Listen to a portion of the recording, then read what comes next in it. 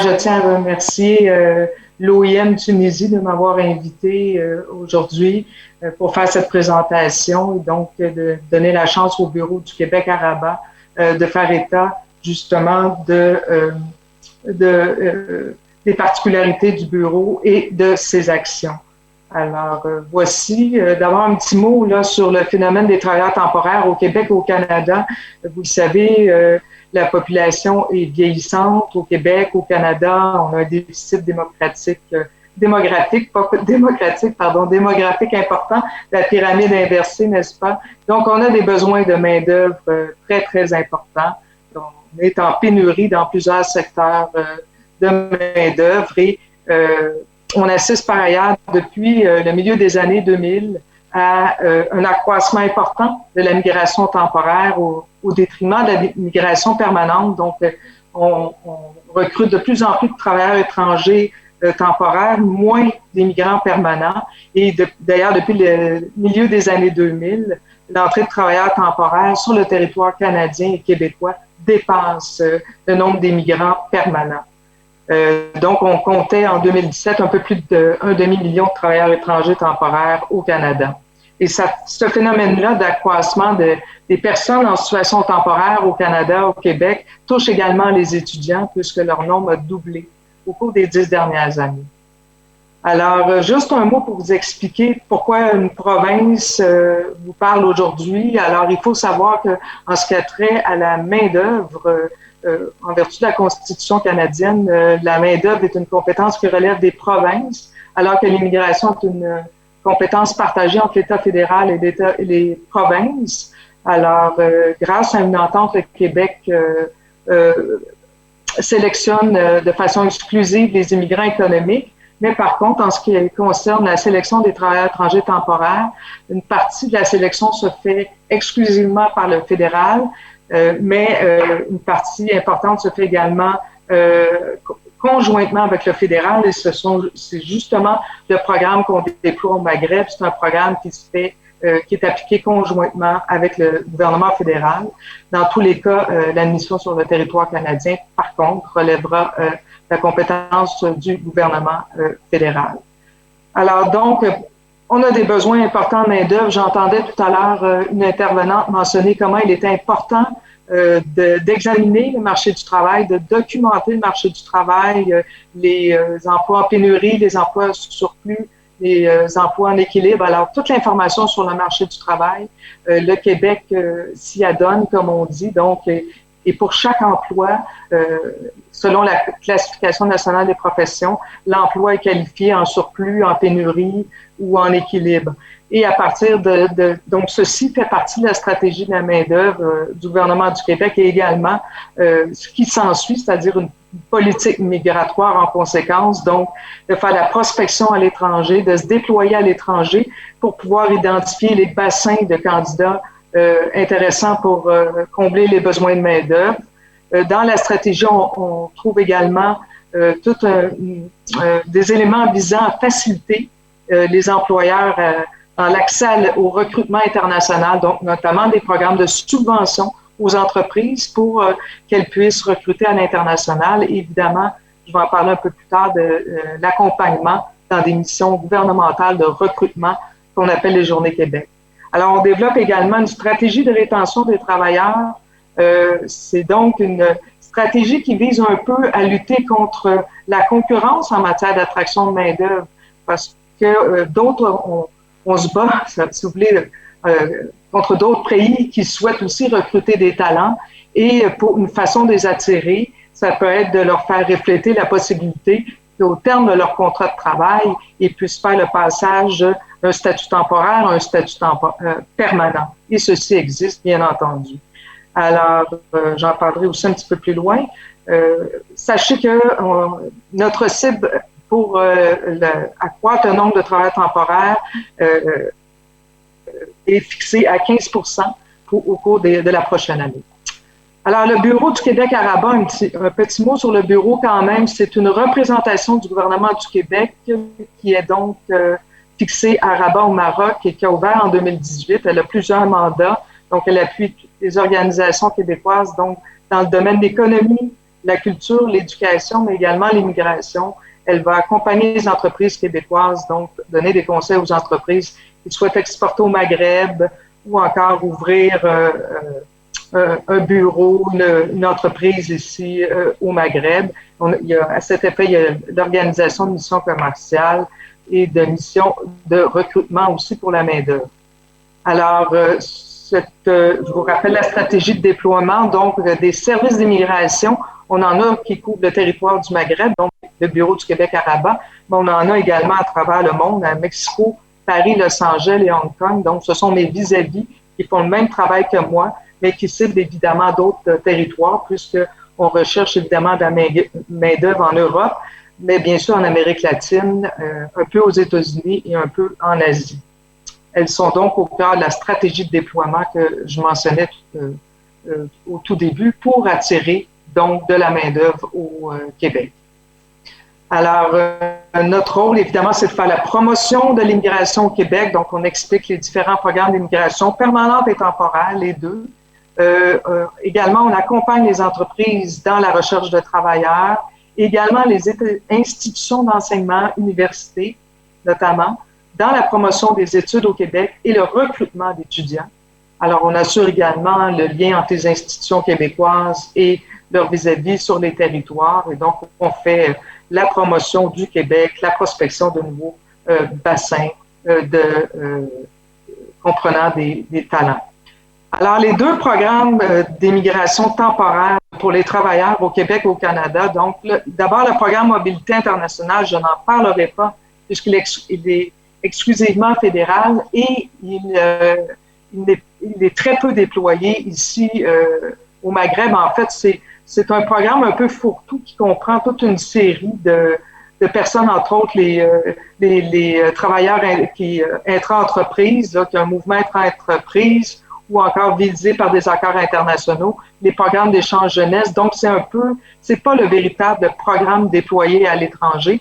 Le véritable programme qui est déployé à l'étranger, c'est le programme des travailleurs étrangers et c'est celui qui exige du travailleur qu'il obtienne un contrat de travail d'une entreprise québécoise qui aura, elle, démontré qu'elle a fait tous les efforts raisonnables, mais sans succès, pour embaucher un travailleur canadien ou québécois. C'est ce qu'on appelle l'impact sur l'étude d'impact sur le marché du travail. La différence entre les deux programmes, c'est que le programme des travailleurs étrangers temporaires donne lieu à des permis de travail fermés, c'est-à-dire que l'employeur arrive au Québec, au Canada, il arrive au Québec avec un permis de travail et il est lié à l'employeur qui a fait les efforts pour le recruter, bien sûr, alors qu'un programme mobilité internationale, lui, la majorité des permis qui sont donnés dans ce programme font en sorte que le travailleur peut changer d'employeur, une fois sur le territoire, peut changer d'employeur à sa guise.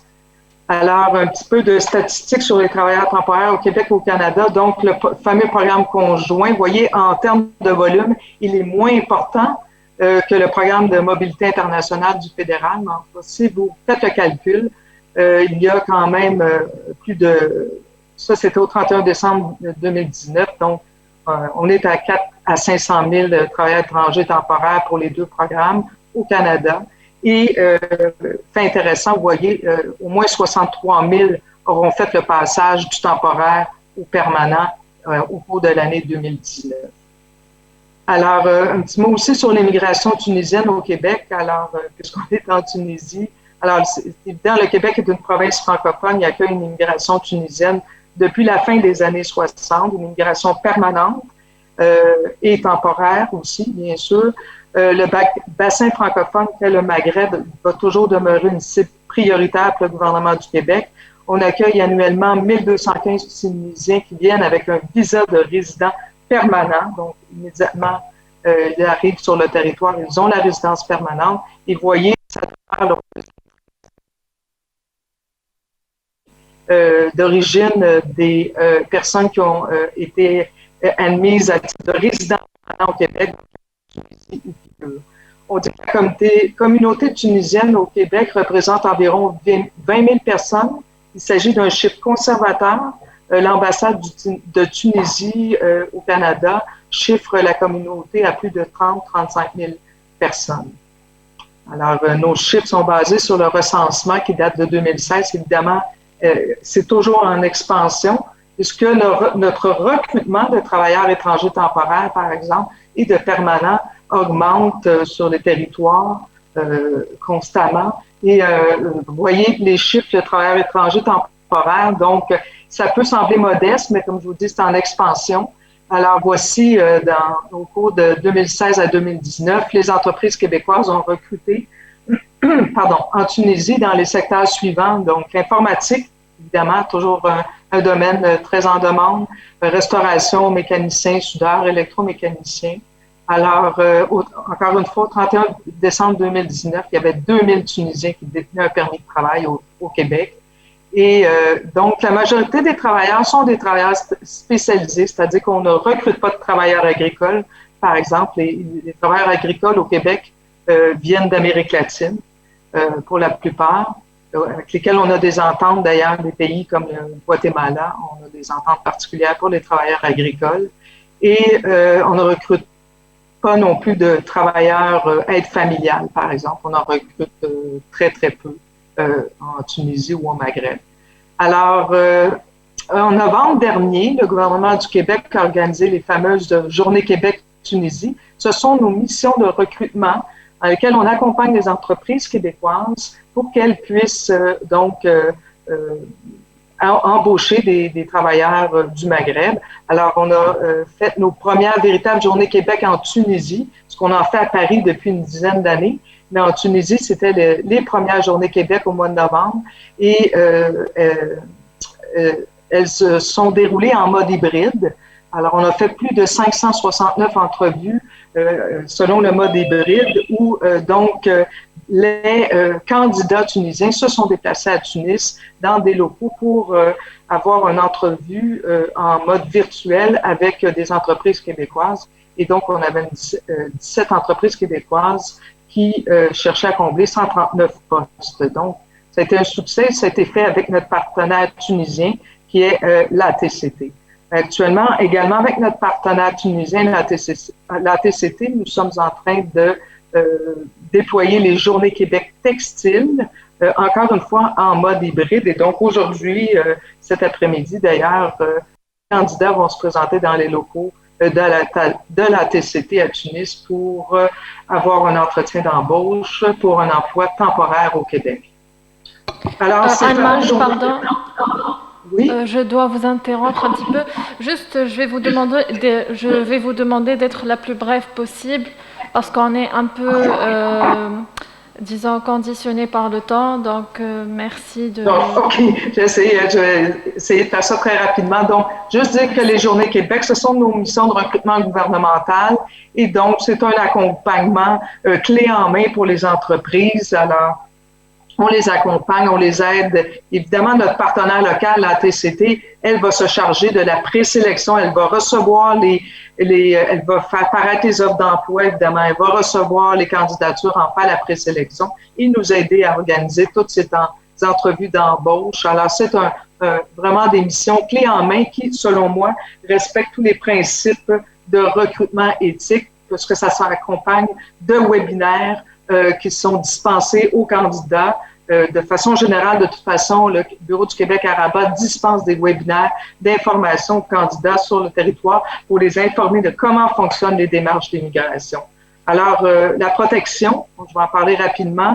Donc, évidemment, quand on est sur le territoire au Canada, au Québec, la protection est accordée aux travailleurs étrangers temporaires. Donc, toutes les lois s'appliquent. Les lois qui protègent les travailleurs étrangers. Pour ce qui est du contrat de travail, le Québec intervient. Le contrat de travail qui va être donné justement aux travailleurs étrangers est entièrement réglementé. On fait référence aux normes du travail et toutes les conditions auront été vérifiées. Bien sûr, comme je mentionne, il y aura toujours des difficultés, notamment pour ceux qui ont des permis de travail fermés lorsqu'ils sont à demeure, c'est-à-dire qu'ils demeurent dans la ferme ou dans la résidence de l'employeur. Alors, le professeur Crépeau en a parlé la première journée. Il y a des abus au Canada comme partout ailleurs.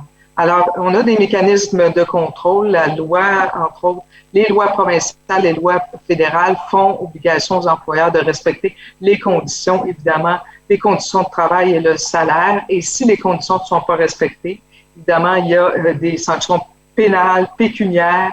Les employeurs sont mis sur une liste aussi publique. Alors, on est informé de ceux qui ne respectent pas la loi. Même chose pour les agences de recrutement internationales, les consultants en immigration. Également, il y a des réglementations en la matière. Vous savez comment c'est important de contrer les abus faits par les agences. Alors, bien sûr, il y a le recrutement qui est fait par le gouvernement du Québec, les Journées du Québec, mais il y a des agences de recrutement privées qui s'adonnent au recrutement. Et je vois des chiffres ici, on voit quand même qu'il y a au moins une centaine. Je crois que maintenant, on est rendu à 200 agences de recrutement au Québec qui font du recrutement international pour le compte d'entreprises québécoises et que le Québec a dû réglementer à l'instar de bien d'autres provinces canadiennes. Et donc, avec des conditions d'octroi de permis, des infractions pénales pour les agences qui ne respectent pas les obligations prévues à la loi, des infractions pénales pour les employeurs qui font affaire avec une agence qui n'a pas de permis, conformément à la réglementation québécoise. Bien sûr, la réglementation comprend toutes les fameuses interdictions, donc de ne pas réclamer de frais pour un contrat de travail, de ne pas réclamer de frais au candidat, de ne pas saisir les biens du candidat, de l'informer sur ses droits, sur les obligations de l'employeur, etc., etc. Et donc, il y a toujours des infractions pénales prévues. Même chose, les consultants en immigration sont également réglementés au Québec et au Canada. Alors, le problème avec tout ça, même s'ils sont réglementés, c'est qu'on va trouver toujours des difficultés à réglementer ce qui se passe réellement sur le territoire étranger. Bien sûr, on n'y a pas accès. On n'a pas l'information sur ce qui se passe sur le territoire étranger. Ça fait en sorte, bien sûr, qu'il y aura toujours des victimes d'abus de faux consultants, de fausses agences. On appelle aussi des conseillers aux études. Hein, et c'est très complexe comme phénomène puisque leur service c'est imbriqué. On ne sait pas si c'est de l'immigration, si c'est de recrutement de travailleurs, recrutement d'étudiants. Et ça crée beaucoup de confusion. Et évidemment, même si y a une réglementation sur le territoire, le lien entre la réglementation du pays d'origine et celle de destination n'est pas fait. Et l'échange d'informations n'est pas là. Ça ne permet pas, évidemment, de boucler la boucle. Alors, il y a aussi les réseaux sociaux qui facilitent beaucoup les fraudes et les arnaques en la matière, donc par des fausses agences qui ne sont pas contrôlées ou des faux consultants. Alors, donc, il y a toutes sortes de pistes que j'évoque ici. Bien sûr, la plus importante, la coopération entre les États, l'harmonisation des réglementations. Ce que je peux vous dire, c'est qu'on fait beaucoup d'efforts, le BQR ici, pour assurer une veille sur le territoire tunisien, marocain, pour fournir l'information aux agences nationales d'emploi sur ces phénomènes-là de fraude et d'arnaque au contrat de travail. On tente aussi de collaborer avec l'OIM au Maroc et en Tunisie pour sensibiliser les candidats à ce phénomène de fraude. Donc, tout ce qui se fait qui n'est pas du recrutement éthique. Je vous remercie pour votre attention.